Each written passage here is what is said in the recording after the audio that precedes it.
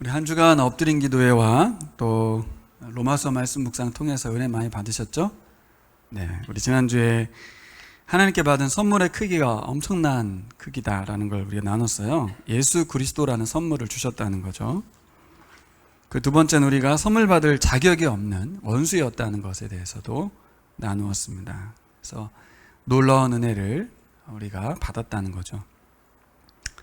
우리 교회는 보라색어 시대였도다 이 내용을 담아서 많이 나누고 배운 터라 이게 감흥이 뜨거워져야 되는데 이렇게 평범할 수가 있어요. 목사님 어떻게 맨날 그 복음을 들으면 뜨거워집니까? 그럴 수 있습니까? 실제 우리 안에 예수님이 계시고 성령이 임했다면 복음을 들으면 밋밋할 수는 없어요. 다시 복음을 들으면서 맞아, 하나님이 하신 일이 얼마나 놀라운 일인지 다시 한번 새길 수 있는 시간을 주신 거거든요. 근데 이거 다 아는 얘기네. 이렇게 하고 있다면 우리가 좀 뭔가 영적인 민감함에서 좀 떨어져 있는 것 같다는 생각을 하셔야 됩니다. 오늘 말씀을 통해서도 다 아는 얘기 같은 이야기를 들을 때 어떻게 하면 저도 생소하게 들리게 할까를 연구하고 고민하면서 설교 준비를 하니까 로마서 설교 준비가 제일 힘듭니다. 어떻게 하면 이것을 새롭게 조명할 수 있을까? 일단 마음을 좀 새롭게 해주시면 좋겠고요. 여러분, 우리들이 로마서 하면 믿음의 책이라고 하잖아요. 그렇죠? 믿음의 책. 믿음으로 구원받는 책이다. 근데 로마서 12장 1절 2절 아시죠? 아주 그 유명한 말씀. 믿음으로 새롭게 된 삶을 다루고 있거든요. 12장부터는 삶을 다룬다고 하니까 좀 어려운데 영어로 하는 게 편해요. 라이프를 다루는 거예요. 라이프가 뭡니까? 일상의 삶을 말하는 거예요. 삶 그러니까 뭔가 거창한 것 같지만 사도 바울은 복음을 통해서 뭘 다루고 싶었냐면 그리스도인의 새로운 삶을 다루고 싶었어요. 새로운 생활, 새로운 일상.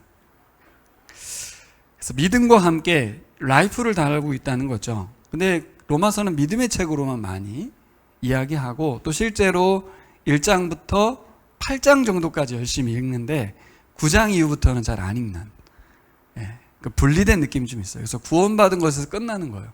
실제 하고 싶었던 얘기는 삶에 대한 이야기를 더 많이 하고 싶었어요.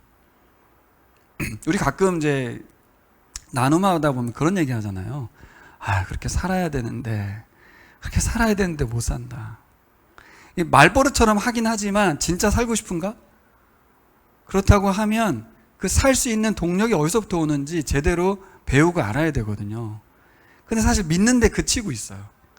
말은 살고 싶다, 살아야 된다, 그렇게 말을 하는데.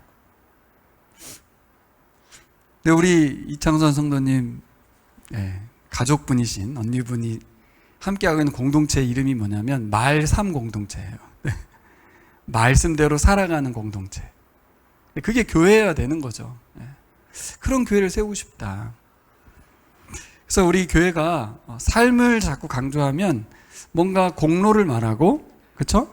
믿음보다는 너무 행위를 강조하는 게 아닐까라는 오해를 좀 받기도 해요. 자꾸 믿음을 강조해야 되는데 목사님 자꾸 doing을 말하면 목사님이 너무 강요한다, 그리고 너무 윤리적이다, 이렇게 오해할 수도 있거든요. 저도 로마서에 대해서는 그렇게 이해해 왔었어요. 그런데 과연 로마서가 믿음에 대한 이야기만 강조하고 있는가? 그리고 그 믿음은 도대체 뭔가? 오늘 좀 살펴봤으면 좋겠습니다. 여러분, 지난주에도 말씀드렸던 것처럼 구원의 의미를 우리가 많이 축소해 놨는데 뭐예요? 죄에서 건져내기만 하고 방치하는 거. 근데 하나님께서는 예수 그리스도를 통해서 죄에서 건져서 새로운 삶을 계획하셨다는 거죠. 이 새로운 삶이 뭘까? 그래서 로마 교회에게 편지를 쓴 거예요. 예수께서 우리를 위해서 죽으셔서 우리가 죄에서 건짐받았다라는 얘기까지만 하려고 했던 게 아니라, 그래서 하나님께서는 새로운 삶을 계획하고 계신데, 새로운 공동체를 계획하고 계신데 그걸 로마 교인들이 알았으면 좋겠다는 거예요. 왜? 로마에서 그런 교회를 세워달라는 거죠. 그리고 그런 교인들이 되어서 이제 당시 땅끝이라고 생각했던 스페인의 복음을 전해야 되겠는데, 그러려면 교회가 복음의 교회가 돼야 된다는 거예요. 자, 그러면 뭘 전제하고 있냐면 로마 교회가 지금 뭐 문제라는 얘기보다는 아직 이 복음에 대한 공동체 형성이 약화되어 있다는 얘기죠. 특별히 이방인계 그리스도인으로서, 헬라계 그리스도인으로서 많이 인원이 늘어나 있는 상황에서 유대인들과의 역차별이 일어나고 있는 거예요. 예. 그러니까 이방 지역에 세워진 교회니까 유대교적인 문화 전통보다는 이방적인 문화 전통이 대세겠죠. 당시 헬라, 그리스, 로마 문화가 지배하고 있는 세상에 세워진 교회니까 그 당시에 철학과, 그렇죠? 사변과 논쟁이 횡행하던 시기였어요. 뭐 로마 교회만 그렇겠어요. 로마 제국 전체에 있는 교회들이 다 그랬겠죠. 그들에게는 복음이 필요했어요. 복음으로. 유대인들도 마찬가지예요. 유대인들도. 거기에 있는 소수의 유대인들은 어떤 생각이 있었냐면 너희들의 뿌린 유대교야. 그러니까 너희들이 제대로 믿으려면 어떻게 해야 되냐면 할례도 받아야 되고 율법도 지켜야 돼. 이렇게 또 강요하는 사람들이 생겨나니까 또 갈라디아 교회에게는 그 얘기를 쓴 거예요. 할례와 율법이 아니라 오직 예수님을 믿음으로 구원받는 거야. 그러니까 유대인들에게도 그리스도인들에게도 모두 복음이 필요했던 거죠. 근데 여기까지만 얘기하면 구원받기 위한 복음만 얘기하는 것 같아요. 근데 사도 바울은 그 복음을 전함에 있어서 삶에 대한 이야기도 다루고 있다는 거죠. 자, 근데 이제 우리 시대, 우리 교회로 넘어와 보겠습니다. 이 보라색어 시대 옷도다 출판사 이름이 새로운 사람인 건 아십니까? 네. 그 이름은 저와 목사님이 같이 졌습니다. 이 새로운 사람이라고 하는 이 명칭, new person보다도 new creature라고 부를 수 있어요. 새로운 피조물이란 뜻이에요. 새로운 피조물. 새롭게 창조된 사람, 그런 뜻이죠. 근데 새로운 사람이 되었다. 그러면 새로운 사람이 살아가는 삶이 새로운 삶입니다. 마음을 새롭게 먹은 게 아니라 새로운 사람이 되어서 살아가는 게 새로운 삶이에요. 그렇죠? 그런데 그건 알겠는데 새로운 삶이 도대체 뭐냐? 이걸 좀 풀어야겠죠? 그리고 어떻게 하면 새로운 사람이 되는 거냐? 어떻게 된 거냐? 더 어려운 건 뭐냐면 진짜 새로운 삶이 가능한 거냐인 거예요. 사실 이 문제에 우리 고민이 있는데 한 3가지 정도 생각해 봤어요. 첫 번째 우리 고민은 우리가 새로운 사람이 된다는 게 뭘까? 이런 오해가 있는 거죠. 완전히 다른 사람으로 변화되는 거다. 이게 이제 예수 믿은 지 얼마 안 된 사람들의 오해입니다. 오해. 원래 살아가던 우리 삶이 패턴이 있잖아요. 삶의 방식이 있는데 완전히 나는 없어지고 완전히 새로운 사람으로 확 바뀌는 줄 알았다. 근데 그게 아닌 걸 알고 나서 멘붕이 오는 거예요. 뭐지? 새로운 삶이 뭐지? 그래서 힘들어합니다. 때로는 나는 안 되나 보다. 나는 가짜인가 보다. 난 예수님 믿는 게 아닌가 보다라고 낭망하고 자책하는 거죠. 두 번째는 아니야. 예수님처럼 되기 위해서 노력하는 거야. 새로운 삶이란 그거야. 완전히 변화되진 않아. 매일 나를 죽이는 거지. 참고 인내하고 견디고 배우고 익혀야 되는 거야. 그래서 예수님을 닮아가는 거야. 근데 문제는 뭐냐면 그게 요원하다는 거예요. 언제쯤 내가 예수님을 닮은 그 상태까지 갈 수 있겠는가? 나는 언제쯤 변화될 것인가? 왜 그래요? 똑같아요. 처음 믿은 사람하고 신앙생활 하다 보면 변화되지 않고 있는, 전혀 변화가 되지 않고 있는 영역들은 항상 나에게 있거든요. 그러면서 믿음 생활이 지칩니다. 그래서 타협을 보게 돼요. 나의 변화를 좀 타협 보게 됩니다. 근데 여기서 문제는 뭐냐면 나는 관대한데 다른 사람에 대해서 관대하기가 어려워요. 저 사람 예수 믿은 지 얼마나 됐는데 아직도 안 변하고 있냐. 이 생각이 나에게도 있지만 나는 그래도 나를 이해해 줄 수 있잖아요. 내가. 나는 이래해서 안 돼. 아직 시간이 필요해. 그렇지만 다른 사람에게는 언제까지 저렇게 살아가지? 라는 이 잣대가 들이대어진다는 거죠. 이것도 고민입니다. 새로운 삶이 되긴 할까? 새로운 사람 맞아? 세 번째는 새로운 삶은 안 되는 거야. 그게 이루어지겠어? 그런 일은 없어. 천국 가서 되는 거야.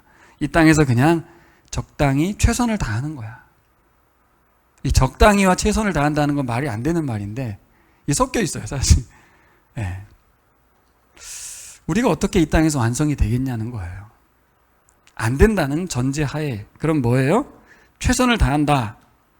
그러면서 믿음 생활이 이제 굳어지면 적당한 선에서 타협을 봅니다. 내가 할 수 있는 영역, 할 수 있는 데까지 딱 여기까지. 예. 그러면서 때론 선을 행하기도 하고 때론 남에게 피해를 끼치지 않는 선에서 예. 그러면서 이 땅 음식 들려오는 말씀에 반응하면서 그렇게 살아가는 거지.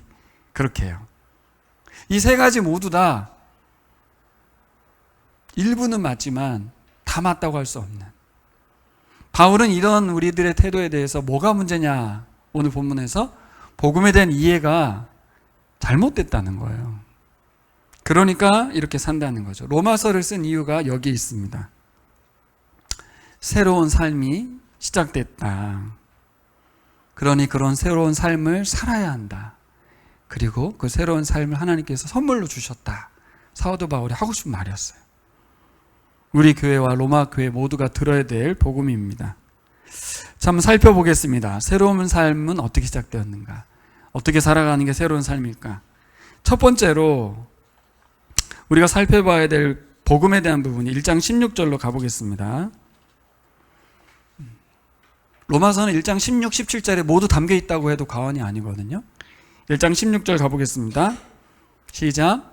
나는 복음을 부끄러워하지 않습니다. 이 복음은 유대 사람을 비롯하여 그리스 사람에 이르기까지 모든 믿는 사람을 구원하는 하나님의 능력입니다. 자, 따라해 볼까요? 복음은 하나님의 능력입니다.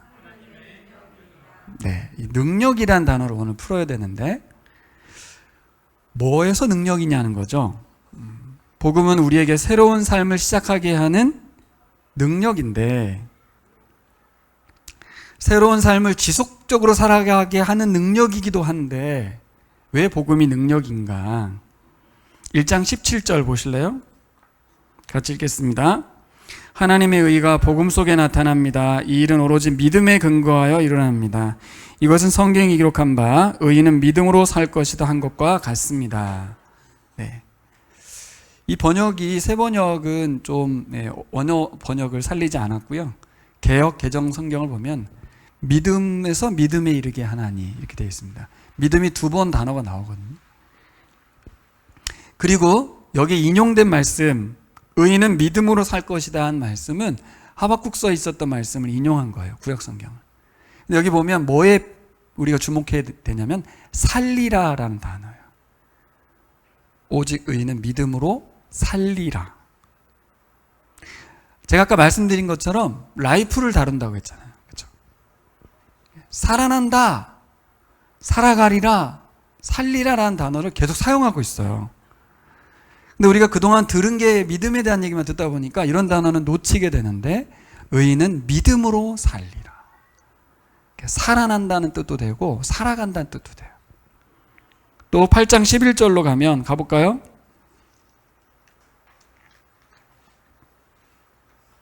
8장 11절 예수를 죽은 사람들 가운데서 살리신 분의 영이 여러분 안에 살아계시면 그리스도를 죽은 사람들 가운데 살리신 분께서 여러분 안에 계신 자기의 영으로 여러분의 죽을 몸도 살리실 것입니다.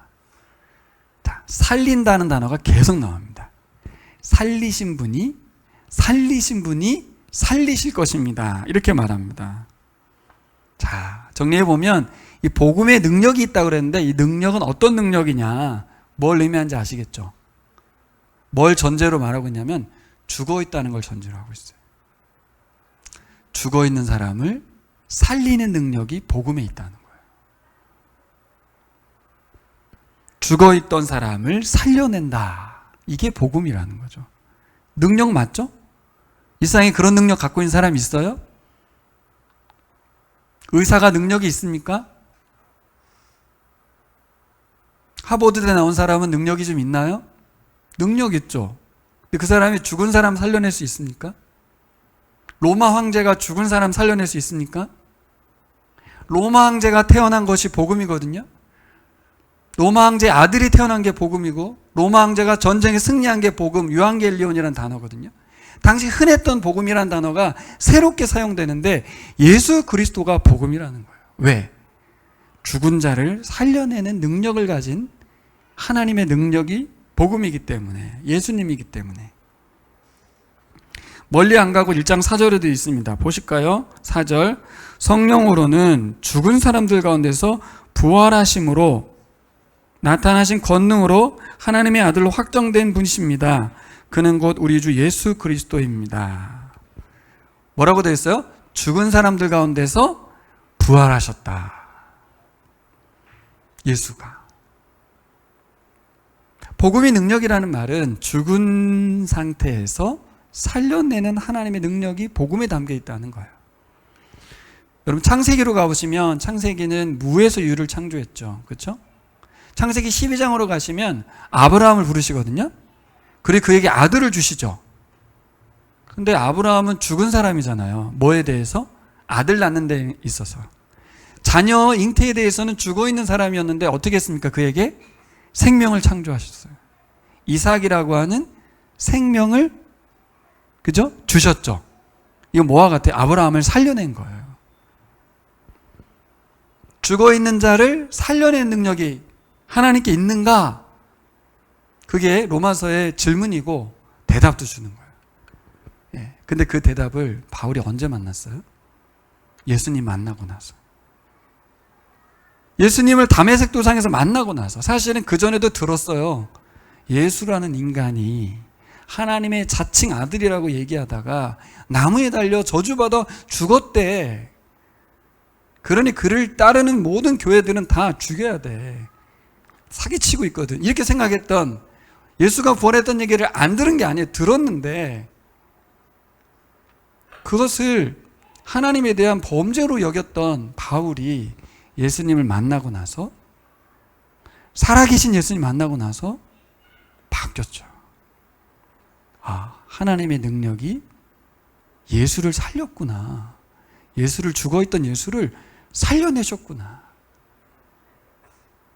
이게 하나님의 능력이구나라는 것을 바울이 깨달은 거예요.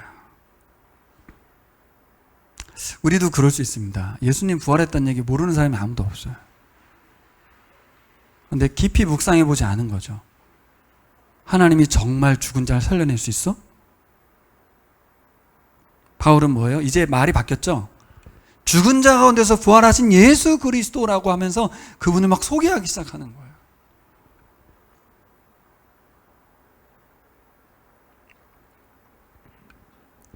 여러분, 저하고 여러분들 다 죽어 있었거든요.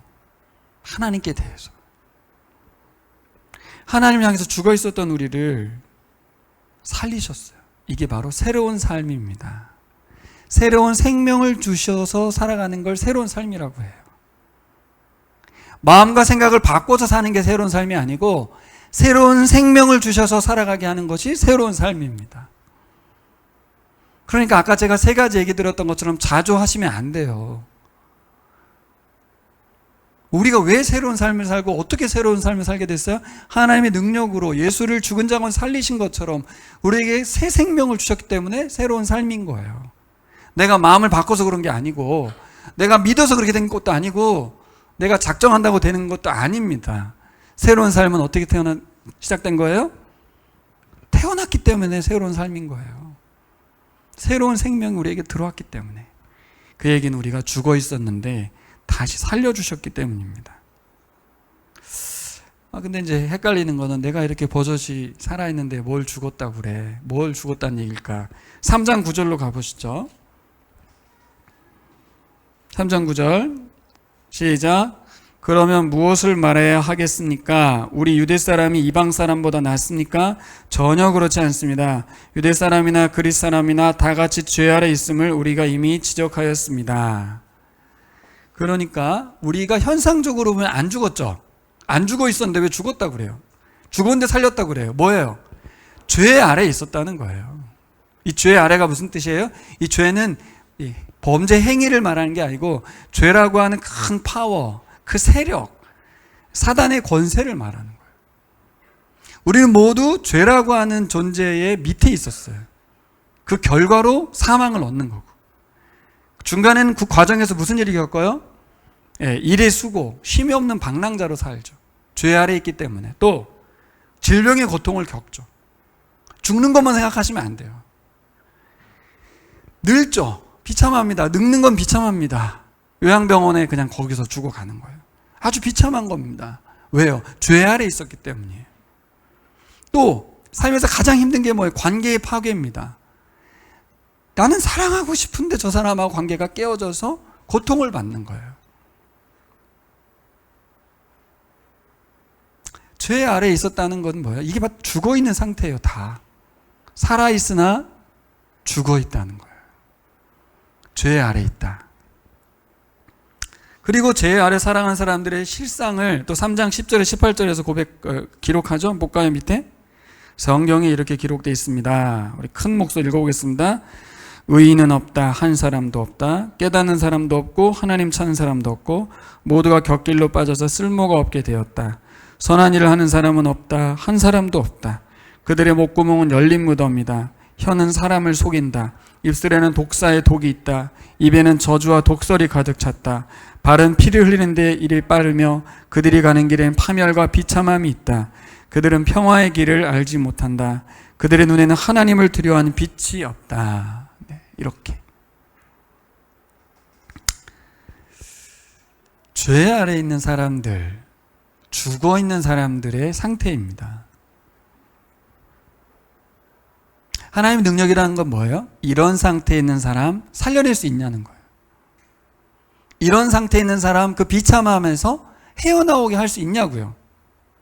하나님 능력만 얘기하지 말고 어떤 사람이 이런 상태에 있는 사람을 끄집어낼 수 있습니까? 변화시킬 수 있습니까? 우리가 노력해보지만 안 되잖아요. 그러니까 바울은 깨달은 거예요. 유대인이라고 해서 구원받는 것도 아니고 율법을 지킨다고 해서 구원받는 것도 아니고 그리스 로마가 가진 아주 고상한 철학으로 구원받는 것도 아니고 용서도 안 된다는 것을 깨달았어요. 근데 깨닫기 전에 예수님 만나기 전에 무슨 생각이 있었어요? 율법으로 된다고 생각했거든요. 하나님 우리를 부르셨고 우리가 거룩한 민족으로서 하나님 약속을 믿고 있기 때문에 그 율법대로 살면 구원받는다고 믿었거든요. 근데 예수님 만나고 나서 뭘 깨달았어요? 아니구나. 사람들은 모두 죄 아래 갇혀 있구나. 헤어나올 수 없는 상태에 빠져 있구나. 누구도, 유대인도. 근데 유대인들은 헤어나올 수 없는 상태에 있다는 것을 모르고 있어요. 자기들은 율법을 지키면 된다고 착각하고 있어요. 그러니 너무 괴롭죠. 그러니까 바울이 뭔 말을 하는 거예요? 이 복음은 유대인에게나 헬라인에게나 다 필요하다고 말해요. 유대인들에게 뭘 말하고 싶어요? 유대인도 복음이 필요하다는 거예요. 유대인들조차도 복음이 없으면 구원받을 수 없다는 걸 깨달은 거예요. 유대인 중에 유대인이고 바리새인 중에 바리새인이고 바울이 깨닫고 나니까 유대인들이 너무 불쌍한 거예요. 그 자기들의 착각에서 빠져나올 수 없는 상태에 있는 거죠. 뭐 이방인은 어떻고요? 동일합니다. 유대인들은 우월감에 사로잡혀 있었고 또 이방인들은 그 헬라 사람들은 그리스 사람들은 다 자기들 외엔 다 미개인이라고 생각했어요. 그래서 야만인이라고 불렀어요. 그리스 사람들은 헬라 사람들은 다른 사람 다 야만인, 유대인들은 다른 사람 다 이방인. 가장 착각에 빠진 두 민족이었어요. 로마 그리스 세계가 뭐예요? 다 헬라 세계 아니에요. 헬라. 로마 황제가 신의 아들이고요. 우린 그의 통치 속에 있고 복음으로 살아가고 있어요. 자기들은. 어떻게 그걸 깨부시겠습니까? 어떤 사변으로 어떤 설득으로 깨부실 수 있어요? 안 되는데 하나님의 능력으로 예수 그리스도를 보내주셨다고. 그분이 십자가에 죽으심으로 하나님의 능력이 나타났다고. 그렇게 말하고 있는 겁니다. 새로운 삶은 어떻게 시작됩니까? 저도 옛날에 그리스 로마 그 책 열심히 읽어서 다 알아야 되는 줄 알았거든요. 여러분도 그렇게 생각하지 않았습니까?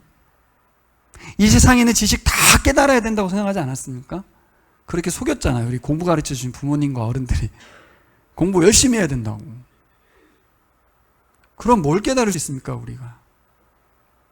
착한 일 많이 해야 된다고. 착한 일 많이 하면 무슨 일이 생기는데요? 다 거짓말해, 다. 죽어있는 상태에서 많은 걸 알면 뭐하고, 착한 일을 많이 하면 뭐합니까?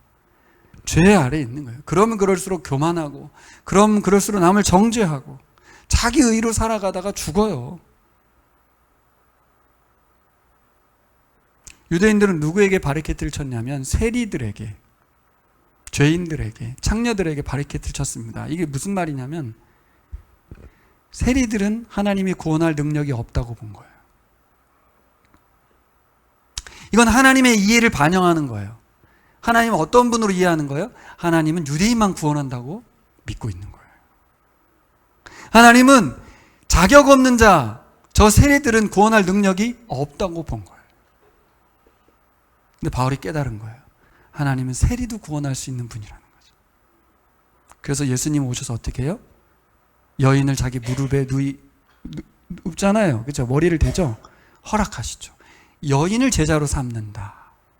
아이를 받아들이고 세리와 죄인들과 밥을 먹고 이 차별받는 것을 다 허물어 가는 거죠.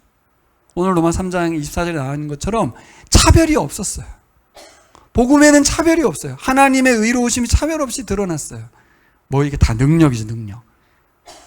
오직 하나님의 능력인 복음만이 이 세상의 차별을 없애버립니다. 어떻게 하나님의 복음이 하나님의 능력이 되는가? 두 번째 우리가 생각해 봐야 될 것은 복음이 가지고 있는 놀라운 이 뒤의 이야기인데요. 한번 생각해 보십시다. 여러분 하나님이 창조하셨다는 걸 믿으시죠? 믿으시나요? 네, 믿죠. 그러면 하나님이 심판주라는 것도 믿으시겠네요. 그렇죠? 왜 하나님이 심판주가 될 수 있죠? 창조주기 때문이에요. 그분이 만드셨기 때문에 그분이 심판할 수 있어요. 근데 여러분 우리가 심판에 대해서 별로 관심이 없어요. 민감하지도 않아요. 왜냐하면 우리는 구원받았다는 생각만 하고 있기 때문이에요. 근데 우리가 구원받았다는 것은 무엇으로부터 구원받은 것인가? 잘 생각해 보시면 우리가 죄 아래 있었죠. 죄로부터 구원받은 거죠. 그죠? 그것도 맞지만 또 하나가 있어요. 하나님으로부터 구원받은 거예요. 어떤 하나님? 심판주 하나님으로부터 구원을 받은 거예요. 하나님은 오늘 찬양한 것처럼 그분의 공의로 죄인을 처형하시고 심판하시는 분이세요. 그 죄로부터의 구원도 있지만 하나님으로부터의 구원이 일어났다고요. 이게 복음의 능력입니다. 하나님으로부터의 그 심판을 피할 수 있는 사람이 한 사람도 없다. 로마서 3장 23절.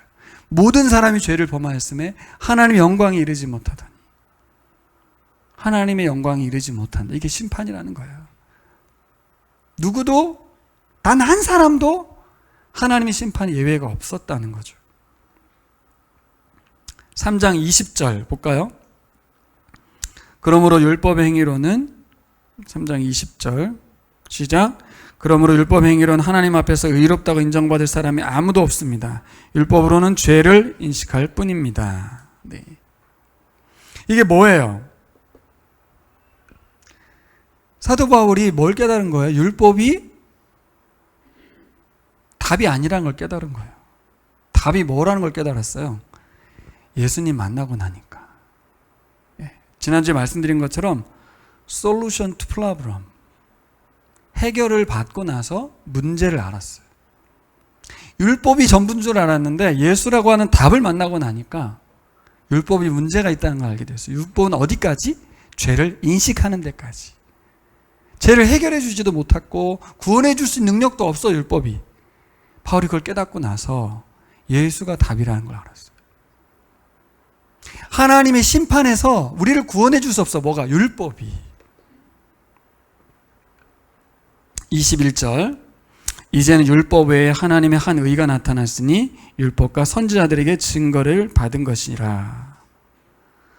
예수님 만나고 돌아보니까 이스라엘에게 율법이 그죠? 그 무엇보다 인간 전체에게 처해 있는 아주 더 큰 문제가 있다는 걸 발견했는데 뭐예요? 아까 우리가 읽었던 죄 아래에 있는 상태에서 율법은 내가 죄인이구나라는 걸 깨닫기만 하지 죄에서 해방받기는 못했더라. 그러니 그동안 붙잡았던 율법이 소용이 없어져 버렸어요. 그리고 예수라고 하는 답을 만나고 나서 예수가 능력이구나. 그걸 깨달았어요. 처음에 하나님이 율법만 주신 줄 알았는데 여기 뭐라고 돼? 21절에 율법 외에 하나님의 한 의로움이 나타났다. 율법과 상관없이 그랬죠. 율법과 상관없이 율법 말고 하나님의 새로운 삶의 시작인 예수 그리스도가 하나님께서 이 땅에 보내주신 선물이라는 것을 말하고 있어요. 그동안 생각지도 못했어요. 뭐에 대해서 이렇게까지 문제가 심각하다는 것을. 근데 예수님 만나고 나서 하나님이 예수라는 답을 통해서 지금 내가 생각지도 못했던 많은 문제들을 단번에 해결하는 하나님의 능력이라는 것을 깨닫게 된 거죠. 교회가 이렇게 길게 로마서를 길게 편지할 수밖에 없었던 이유가 있었던 거예요. 설명을 안 할 수가 없는 거예요. 제대로 알아야 되는 거죠. 23, 24절로 넘어가겠습니다. 23, 24절. 모든 사람이 죄를 범하였음에, 그죠? 범하였습니다. 그래서 사람은 하나님 영광에 못 미치는 처지에 놓였죠. 24절. 그러나 사람은 그리스도 예수 안에서 얻는 구원으로 말미암아 하나님의 은혜로 값없이 의롭다는 선고를 받았습니다. 저기 보면 헬라어 단어가 두 개가 반복되는데 이걸로 그냥 번역을 바꾼 건데 값없이 은혜로, 이 같은 단어를 두 번 썼어요. 강조한 거예요. 값없이 은혜로 거저 주시는 카리스의 은혜죠. 여러분, 예수님께서 우리의 죄를 대신 속량하셔서 의롭게 되었다는 사실에 정말 감사합니다. 그렇죠? 자격 없는 자에게 베푸신 값없이 거저 주는 은혜. 얼마나 감사합니까? 근데 우리에게 이 값없이 거저 주는 은혜가 예수님의 대속이 두 가지의 도전을 주는데요. 첫 번째로 십자가가 주는 도전이에요. 자, 보세요. 우리가 하나님께 철저하게 심판의 대상이었는데, 그죠? 예수님께서 십자가에 대신 죽으셔서 우리 죄를 사함받았죠. 예수님이 내 죄를 대신해서 죽으셨다. 그래서 사함받았다는 건 우리에게 무엇을 도전하는가? 우리가 죄인이었다는 것을 인정하라는 거예요. 예수님이 대신 죽으셨고 죄를 해결했다는 얘기는 우리가 죄인이었다는 걸 인정하라는 거죠. 이걸 도전하고 있습니다. 다른 말로 하면 자격이 없던 존재였다는 걸 알아야 된다는 거예요. 하나님의 은혜가 자격 없는 자에게 주어졌다는 것을 인정해야 된다는 거죠. 부활은 어떻습니까? 부활도 생각해 봐야 돼요. 예수님이 부활하셨대. 그래서 우리가 구원받았대 라고 아는 걸로 그치지 말고 부활은 우리에게 어떤 도전을 주는가? 예수님 부활하고 끝? 그게 아니고 예수님 부활하시고 승천하셨죠. 승천하신 이유가 뭡니까? 원래 그분은 왕이시거든요. 우주적인 통치자시고 하나님이시죠. 부활하신 이후에 그분은 온 땅을 통치하고 계십니다. 우리가 부활을 믿는다는 것은, 부활의 은혜를 입었다는 것은 어떤 의미예요? 그리스도의 통치를 받으라고 도전하는 거예요. 우리가 죄인이라는 것을 인정하고, 그런데 우리가 은혜로 구원받았다는 걸 믿는다면, 그래서 예수의 부활을 믿는다면, 우리가 다시 살아날 것을 믿는다면 이 땅을 살면서 어떻게 살아라? 그리스도의 통치를 받아라. 이게 새로운 삶입니다. 좀 다가오셨습니까? 저는 이 부분에서 구원받고 내가 그냥 살면 되고, 내가 마음에 좀 감이 오면 하나님께 헌신도 하고 그냥 내가 하고 싶은 대로 하면 되는 줄 알았어요. 근데 바울은 아니라는 거예요. 여러분, 우리를 죽음에서 살려주셨어요. 하나님의 심판, 하나님으로부터 구원해 주었어요. 우리가 자격 없는 죄인이었어요. 근데 왜 구원하셨는가? 그리스도의 통치를 받으라는 거예요. 다른 말로 하면 새로운 삶을 살아가라는 뜻이에요. 구원한 이유를 아시겠습니까? 새로운 삶을 살 수 있도록 만들어주시고 새로운 삶을 살 수 있는 힘도 공급해 주시는 거죠. 그 방법이 뭐였습니까? 그게 바로 우리에게 이제 네가 알아서 새로운 삶을 살아내 라고 요구하는 게 아니라 어떻게 했어요? 예수 그리스도라는 분이 성령으로 우리 안에 들어오신 거예요. 바울이 정말 깨달았던 건 이거였어요. 이거. 구원만 한 게 아니라 새로운 삶을 살아내야지. 여기까지는 종교입니다. 여기까지는 불교하고 다르지 않아요. 부처님의 자비를 너희도 살아내. 여기까지인데 예수를 따르라가 아니라 뭐예요? 부활하신 예수께서 우리 안에 임재하신다는 거죠. 들어오셨다는 거죠. 바울이 예수님 만나고 나서 깨달았던 것이 바로 6장부터 나오는 그리스도와 연합인데요. 예수님과 함께 못 박혀 죽고 함께 부활했다고 말거든요. 그러니까 하나님의 계획이 놀랍지 않습니까? 이걸 바울이 깨닫고 얼마나 흥분했을까요? 그동안 율법을 지키면 된다고 생각했는데 하나님은 구약 성경부터 예언된 메시아 예수를 보내고 예수가 십자가에서 죄를 사한 다음에 부활하셔요. 사람은 죽으면 부활할 수 없거든요. 근데 하나님의 능력이 그를 살리셨어요. 왜? 그 안에 성령이 있었기 때문에. 사람 속에 성령이 있으면 하나님의 영이 거하는 자는 살려주신다는 거예요. 로마서 8장 9절에 10절 11절에 나와 있어요. 아들의 영이 있는 자는 살려준다는 거예요. 왜 살려줍니까? 하나님과의 관계를 맺게 하기 위해서입니다. 자, 새로운 삶은 따라해 볼까요? 새로운 삶은 관계를 살아가는 것입니다. 네, 관계를 살아가는 거예요. 두 가지 하고 마칠게요. 22절 가보겠습니다. 22절 같이 읽겠습니다. 시작. 그러나 이제는 율법과는 상관없이 22절. 그런데 하나님의 의는 예수 그리스도를 믿는 믿음을 통하여 오는 것인데 모든 믿는 사람에게 미칩니다. 거기엔 아무 차별이 없습니다. 로마서 강의를 좀 들은 분은 들었을 수도 있지만 제가 보기엔 거의 처음 듣는 이야기일 수 있는데 잘 들어보세요. 저한테. 여기 나와 있는 한글 번역은 뭐라고 돼 있냐면 모든 믿는 사람이 있지는데 앞에 보면 그리스도를 믿는 믿음을 통하여, 그렇죠? 믿음을 통하여 우리가 의롭게 된다고 돼 있거든요. 근데 이 믿음의 주체가 누굽니까? 누가 믿는 거예요? 내가 믿는 거거든요. 내가. 그러니까 한글 번역은 일관되게 우리가 예수님 믿어서 의롭게 된다 이렇게 말하고 있어요. 전통적으로 그렇게 배워왔고 저도 그렇게 배웠어요. 학교에서. 근데 이제 대학원부터는 이제 다르게 배웠죠. 본문의 해석을 그렇게도 할 수 있지만 사실 잘 생각해 보시면 여러분, 우리가 믿어서 구원을 받는다? 그게 좀 문제가 좀 있어요. 우리가 믿을 수 있나? 믿을 수 있는 능력이 우리에게 있는가? 우리가 믿는다고 하니까 우리가 뭔가를 믿는 공로를 한 게 되잖아요. 그러니까 믿기 어려운데 믿어주고 있는 것 같잖아요. 잘 보면 그렇죠. 이 믿기 어려운 걸 우리가 믿어주는 거예요. 부활? 믿기 어려운 내가 믿어주는 거라고. 그러면 하나님 선물로 의로움을 준다는 것처럼 들려요. 그랬어요, 사실. 그래서 믿으라고, 믿기만 하면 된다고 또 믿음이 가벼워졌어요. 근데 사실 이 본문은 원래 그 단어를 잘 보면 믿음이 헬라어로 피스티스거든요. 페이스잖아요. 피스티스인데 피스티스 투 크리스트예요. 그러니까 예수 그리스도의 믿음 이렇게 되어 있어요. 그러니까 이걸 예수 그리스도를 믿는 믿음으로 볼 거냐, 예수 그리스도의 믿음으로 볼 거냐 해석인데 요즘 대다수의 학자들은 예수님의 믿음이라고 해석을 해요. 그냥 헬라어 그대로 직역해서 피스티스 투 크리스트를 해서 예수님의 믿음. 예수님의 믿음이 뭘까요? 이 믿음이란 단어를 하나님께 드리면, 적용하면 지난주에도 말씀드렸지만 하나님의 신실함이라고 번역을 해야 되거든요. 하나님 우리를 믿는다 이렇게 말하지 않잖아요. 하나님은 신실한 성품이 있거든요.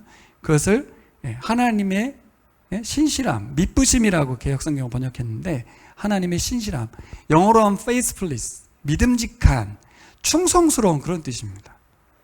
자, 이렇게 연결하면 어떤 해석이 가능하냐면 예수님의 신실함으로 이게 돼요. 예수님의 충성스러운 때문에가 돼요. 이 후자가 더 맞죠, 사실.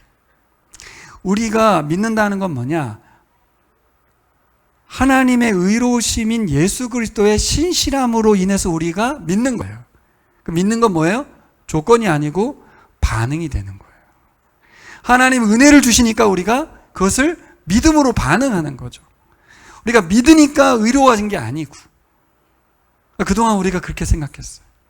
그러니까 우리 바울이 진짜 전하고 싶었던 게 뭐냐? 믿어, 그럼 구원받아. 이게 아니고 예수께서 십자가에서 신실하게 충성스럽게 순종했기 때문에 우리에게 믿음으로 반응할 수 있는 선물이 주어졌어요. 예수라는 선물. 그분을 받아들일 수 있는 그 믿음이라는 것이 그래서 가능해졌다는 거예요. 바울이 깨달은 게 굉장히 심오하죠. 계속 로마서는 일관되게 그렇게 설명해 가고 있는 게 맞아요. 예수님의 충성스러운. 그래서 여러분 6장에 가면 뒤에 4장 이제 아브라함 얘기하는데, 아브라함은 왜 얘기합니까? 샘플로 얘기하는 거예요. 아브라함이 언제 의롭다함을 받았느냐를 따지면서 할례받기 전이다. 그러니까 유대인들은 제외. 유대인들이 아브라함이 우선인 걸 너무 자랑하니까 아브라함이 언제 의롭다함 받았는데 할례받고가 아니야. 먼저 의로움 받은 거야. 근데 그 의롭다고 해준 게 뭐예요? 하나님의 은혜거든요.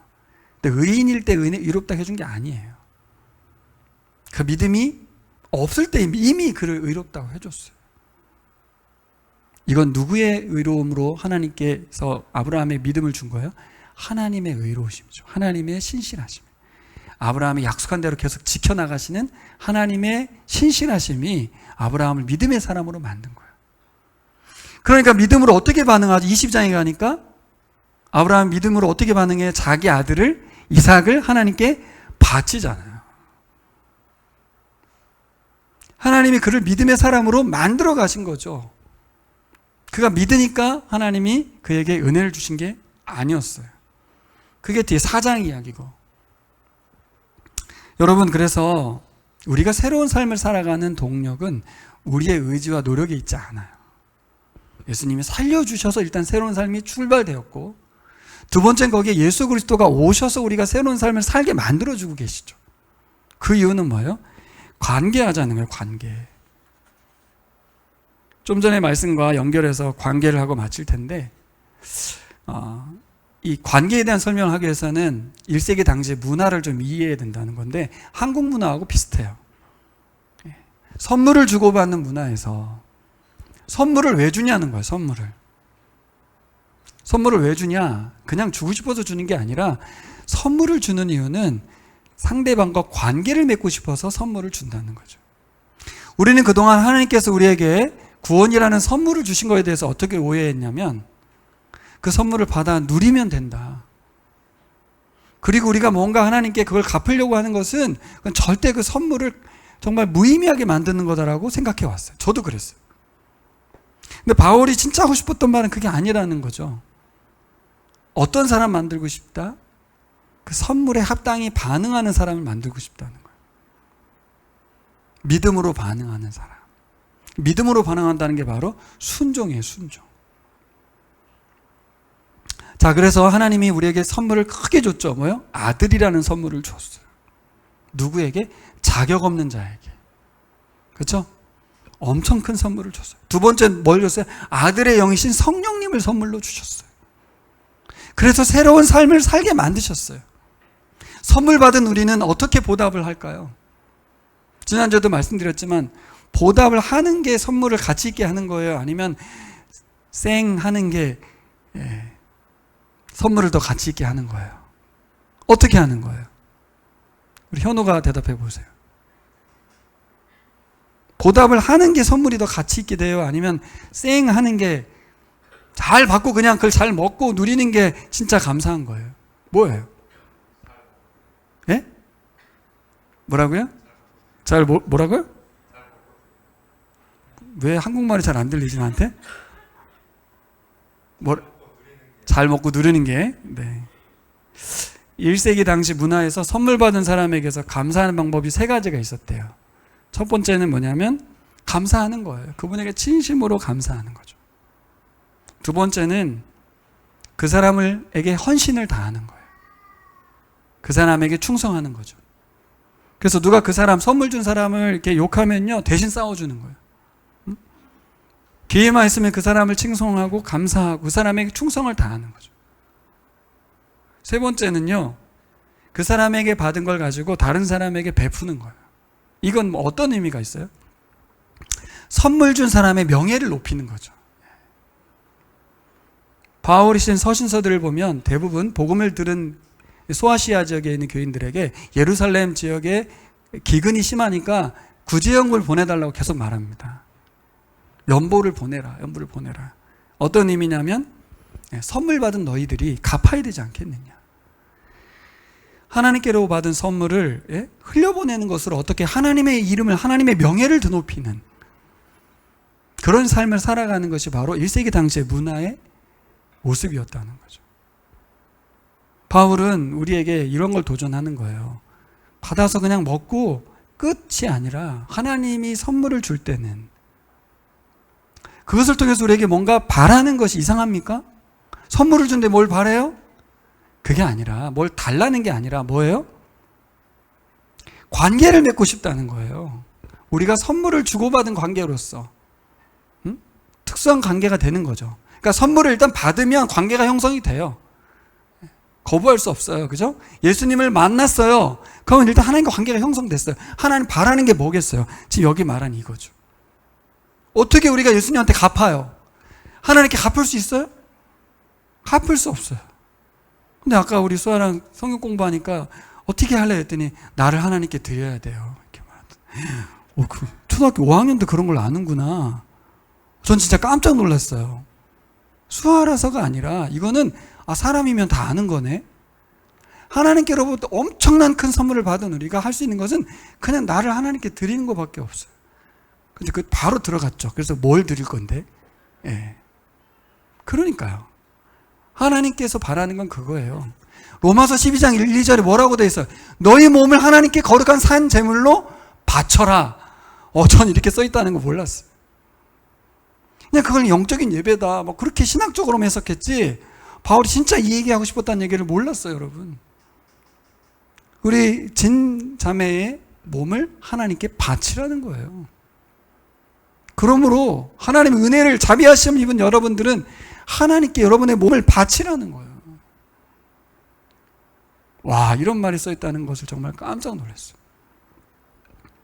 근데 여러분, 선물 준 사람이 누구냐에 따라 관계가 달라지는데 우리에게 선물 주신 분이 누구죠? 하나님. 그분이 사장님도 아니고 목사님도 아니고 하나님이에요. 그럼 우리는 어떻게 반응할 수밖에 없어요? 그분께 예배 드릴 수밖에 없어요. 그렇게 해야 관계가 계속 깊어지는 거죠. 새로운 삶이라는 게 뭐예요? 우리에게 막대한, 커다란, 자격 없는 자에게 주신 선물을 주신 하나님께 그분의 명예를 드높이고 그분에게 합당히 반응하는 예배를 드리는 삶. 그러니까 우리에게 받은 은혜를 끊임없이 남에게 나눠주니까 사람들이, 안 믿는 사람들이 뭐라 그래요? 그 하나님을 높이고 그 예수 그리스도를 높이는 그런 결과를 가져왔죠. 그게 갚는 거예요. 우리가 평생 갚을 수 있는 게 아무것도 없어요. 무엇으로 갚겠습니까? 자, 로마서 3장 27절 읽겠습니다. 3장 27절 다 왔습니다. 시작. 그렇다면 사람이 자랑할 것이 어디 있습니까? 전혀 없습니다. 무슨 법으로 의롭게 됩니까? 행위의 법으로 됩니까? 아닙니다. 믿음의 법으로 됩니다. 자, 결론인데요. 복음은 자랑거리를 바꿔버립니다. 지난주에 제가 자랑 이야기를 했는데 우리가 뭘 자랑하고 있나 살폈죠? 그게 곧 내가 복음의 이해를 반영하고 있습니다. 복음은 자랑거리를 바꿉니다. 누가 바뀌었어요? 바울이 바뀌었습니다. 바울이 자랑하던 게 뭐였는데요? 난 히브리인 중에 히브리인이요. 가말리엘 문화에서 자란 아주 뼛속까지 학벌주의자였거든요. 스카이 캐슬에 점철돼 있었던. 다 거기 들어가고 싶어요. 대한민국 사람들이. 그걸로 자랑하는 사람들. 교회 다니는 사람들 다 맨날 그거 자랑하는 사람들. 그렇게 아이를 키우려고 하는데 그 자랑을 복음이 바꿉니다. 우리 인격적인 정체성을 바꿔버려요. 어떻게 바꿔요? 예수를 자랑하는 사람으로 바뀌는 거예요. 복음을 자랑하는 사람으로 바뀌는 거예요. 명문대 나온 거 자랑하는 사람 아니고. 완전히 사람을 바꿔버려요. 이 사람이 바뀌었다는 게 자랑거리가 바뀌는 거예요. 말이 바뀌는 사람이 되는 거예요. 대표적인 예가 바울. 뼛속까지 학벌주의자. 스펙이 고스펙이었던 사람. 근데 그걸 뭐라고 그래요? 배설물로 여긴다. 그렇게 자랑이었던 율법 지키는 것을 배설물로 여긴다. 그럼 율법이 나쁜 겁니까? 부끄러운 겁니까? 전혀 그렇지 않아요. 그리스도를 만나고 나니까 내가 자랑스럽게 여기던 게 모두 무가치해져 버렸다. 왜요? 엄청난 가치를 만났기 때문이다 라는 거죠. 예수 만나기 전에 그게 대단한 줄 알았다는 거예요. 우리 그리스도인들도 그게 새로운 삶이 시작됐다는 거예요. 되려고 되는 게 아닙니다. 복음을 만나야 되는 거죠. 여기 있는 분들이 다 그렇게 되십시오라고 말하고 싶지도 않아요. 복음을 만나시면 자동으로 자랑이 바뀌게 된다 그거죠. 예수 만나기 전에 대단한 줄 알았던 그 모든 것이 예수 만나고 다 바뀐 것처럼. 또 하나, 당시의 자랑이 뭐냐면 소속감이에요. 소속감. 난 유대인이다. 혈통을 자랑하는. 나는 헬라인이다. 로마 제국의 시민이야. 이 엄청난 자랑. 미국 시민권 자랑 엄청 하잖아요. 그러니까 이 일상에서 범죄하고 안 하고가 중요한 게 아니고 당시 세계는 공동체 문화이기 때문에 내가 공동체에 소속되어 있는 것만으로 자랑. 예전에 우리 한국에서는 온으로 시작하는 교회 다니는 사람은 굉장히 자랑스러웠어요. 또 사자로 시작하는 강남에 있는 교회 다니면 굉장히 자랑스러웠어요. 그냥 그 집단에 소속되어 있는 그 자체가 나의 자랑이고 나요 나. 그게 정체성이 됐었어요. 여러분, 예수 그리스도인이라는 정체성으로 자랑스럽습니까? 복음을 만나신 거죠. 복음은 우리의 자아를 완전히 바꿉니다. 내가 왜 소중한 사람인가를 바꿔버리는 거예요. 학교를 잘 나왔기 때문에 소중한 게 아니고. 그래서 그리스도 안에서 이제 그러한 변화를 경험하게 되는 거죠. 여러분, 이번 기회에 다시 복음 앞에 서시고 복음 속으로 깊이 들어가신 여러분 되시길 바랍니다. 그래서 숨길 수 없는 자랑인 복음, 하나님의 능력인 이 복음 때문에 새로운 삶이 펼쳐졌다는 걸 믿으시고 우리의 행위로 막 노력할 이유도 없는 이 새로운 삶을 누리신 여러분 되시기를 축복합니다.